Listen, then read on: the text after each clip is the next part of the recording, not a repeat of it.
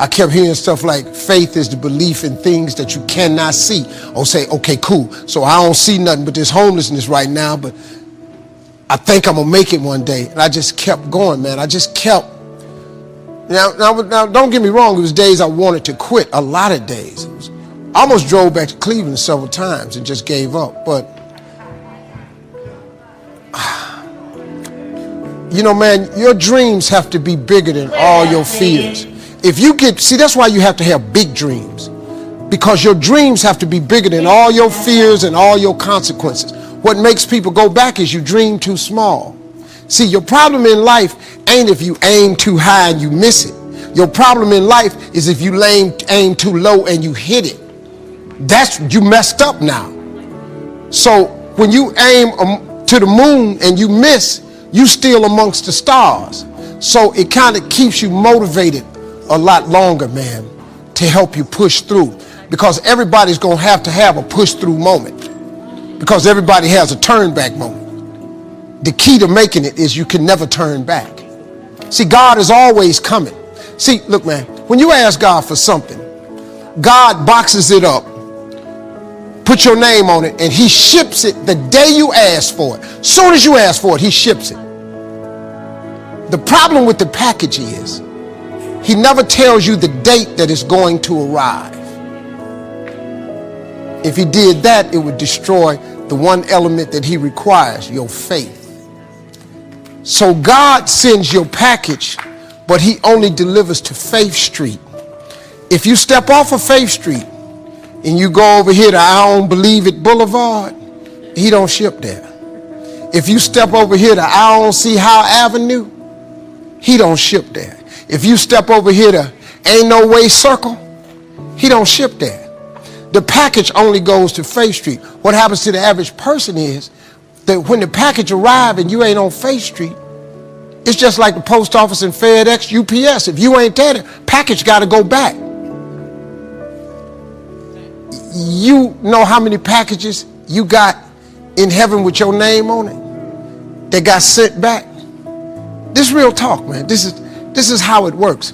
Being successful, y'all, is not a magic trick. You have to learn the principles of success. You can be successful at anything. You really can, man. I don't have no education. I'm not really like school smart, none of that. And I got a lot of people work for me, got degrees.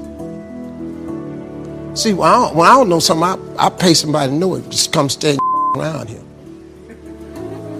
I come down here and do the gift. I keep telling the jokes.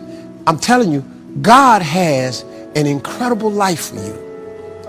All you got to do is ask him for it. Be willing to put in the work. The capacity to strengthen and increase your hunger is the one common denominator amongst the most successful people. Richard Branson's a good friend of mine, and Peter Gerber, Steve Wynn, all these guys, they've never lost their hunger. Most people are hungry to achieve a certain amount, make a certain amount of money, and then they get comfortable and relax, or to get a certain level of fitness, and then they relax. But, Richard is as driven today as when he was 16 years old starting. I mean, he's like on fire, and he's 65 years old. Warren Buffett is 85 years old. He's as driven today as when, he began the journey, right? And so people that have that hunger, I believe intelligence, I love people that are wickedly smart. And I work to be wickedly smart by educating and training myself and so forth and training my brain. But there's a lot of intelligent people can't fight their way out of a paper bag, right? Absolutely. Hunger is the ultimate driver, because if you're hungry, you can get the strategy, you can get the answer. If you can't model it, you can find it. Another guy I interviewed is a man named Kyle Bass. Kyle Bass took $30 million, gathered money together, a lot of money, but other people's money, turned into $2 billion in the middle of the subprime crisis. That's a very big return. You can say that in 2 years, right? Oh my God. So I'm like, how did you do this? It's historic. And there's several books you read and they open up the chapter, and some of the most historic books written recently. The gentleman who wrote Flyboys also wrote one of the books, and starts out talking about Kyle Bass doing this incredible piece. It's like being there with him. But the way he did it was he risked 6 cents to make $1, and you just leverage that up. Wow. So he could be wrong how many times and still break even? 15, he could be wrong 15 times and make money.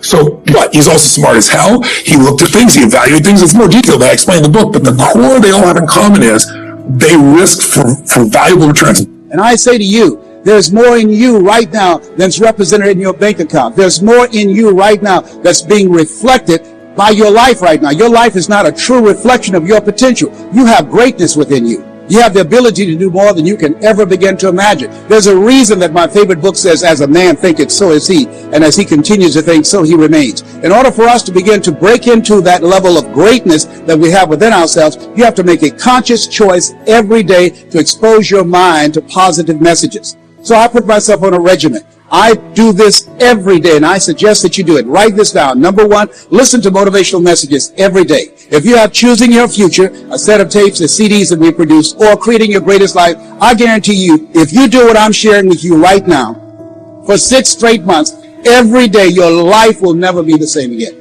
I guarantee it 100%. You listen every day for 1 hour to Creating Your Greatest Life, any of those messages, because faith comes by hearing and hearing and hearing. What it will begin to do is interrupt the story in your mind. It will override the story that you believe about yourself. It will distract all the negative thoughts that you have that's holding you back, that held me back for 14 years. When I used to go see the #1 motivational speaker on the planet, Zig Ziglar and Tony Robbins, and my heart said, I can do that. I love to help people. I'm just like my mother. And then my mind would ask how, and I went from my heart to my mind. And my mind would say, Les Brown, you don't have a college education. Les Brown, you've never worked for a major corporation. Les Brown, you were labeled educable mentally retarded. They call you DT, the dumb twin. You're not as smart as your brother.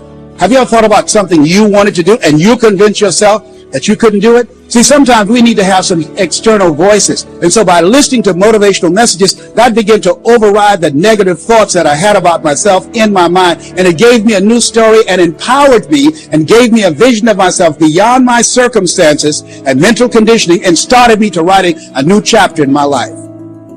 And so now, money will never be another issue for me.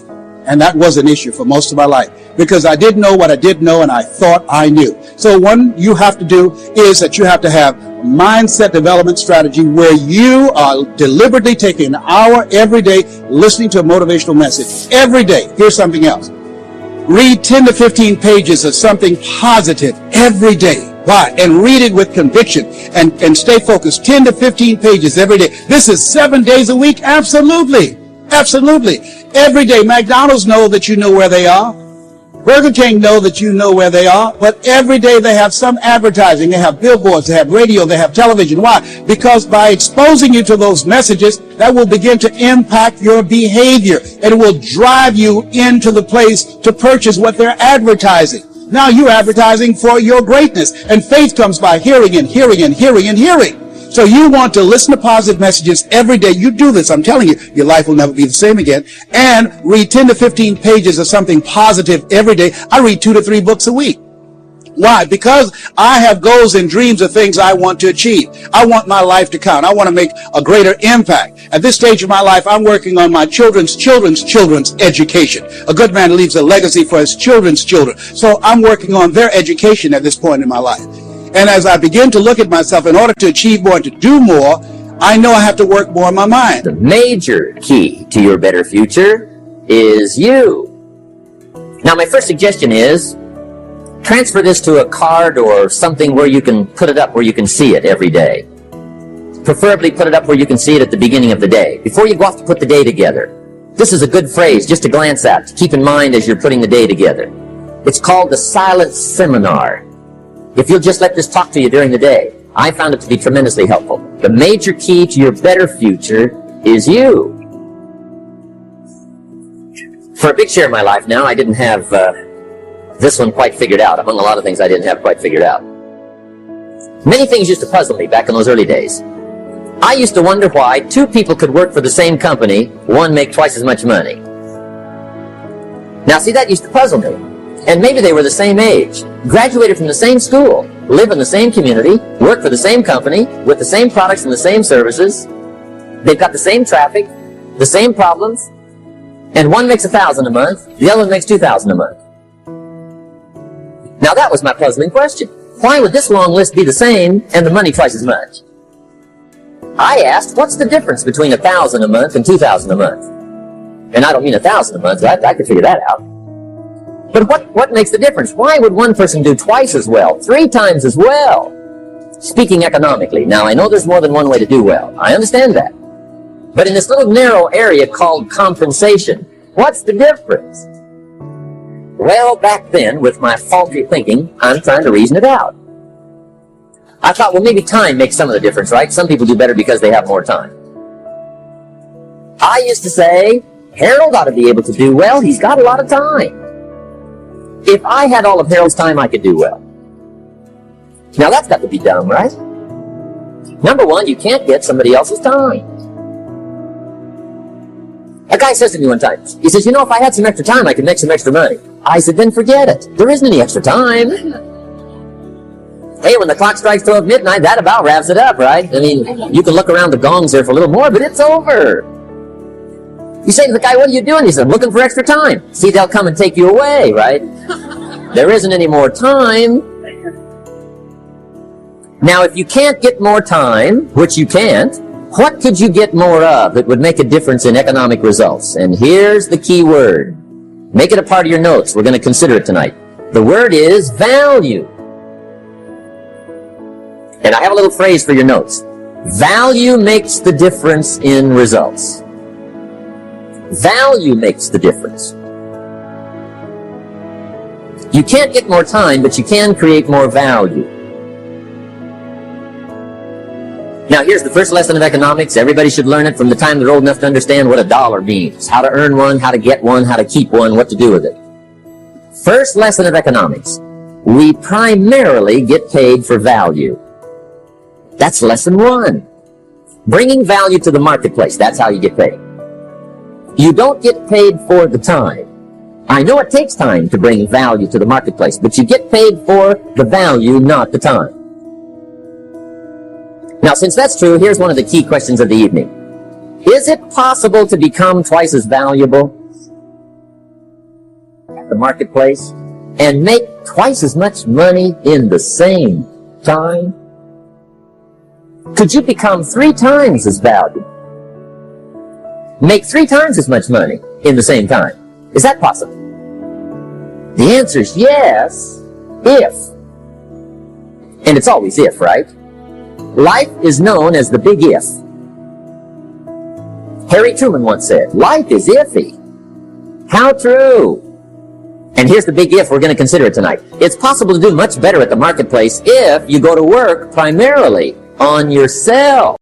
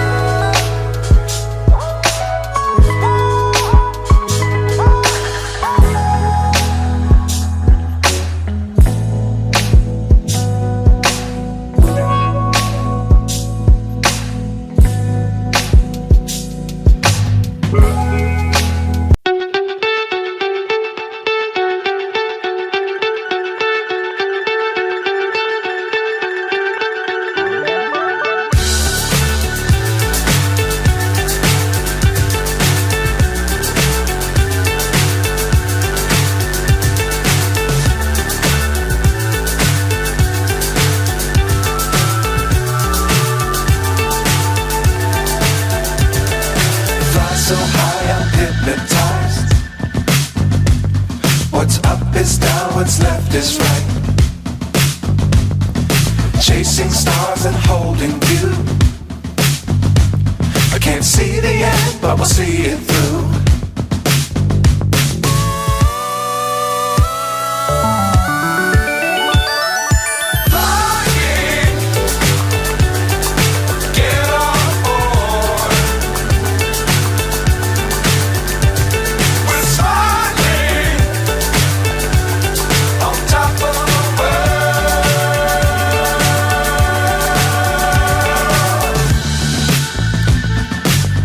Times don't fly too high.